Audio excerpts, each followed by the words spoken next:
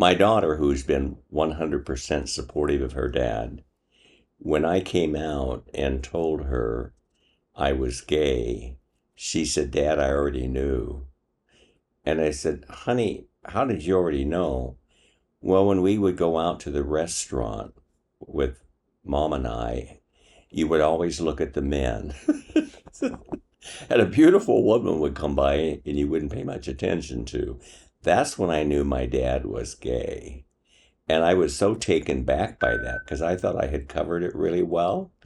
But I believe there's two people in our life that know who we really are. It's usually our mother and our kids, even they don't always express it. She is so proud of me right now. And she made a comment to me. She said, Dad, you're the best and happiest I've ever seen you. She knows my partner, John Preston. She loves him.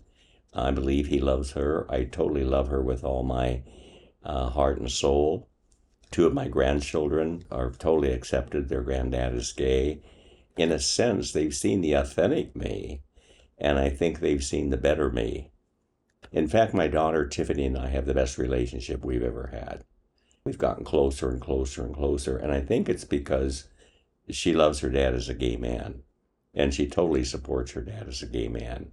I'm very fortunate to have my daughter in my life.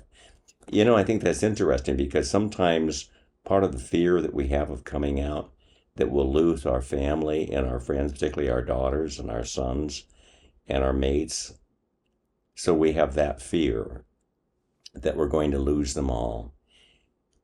That fear does not happen most of the time. It does occasionally, but that fear, people that I interview on my podcast said that fear was so severe with them, but when they began to realize the outcome and see the outcome, the fear completely was not that at all. So we get hung up on our own fear sometimes.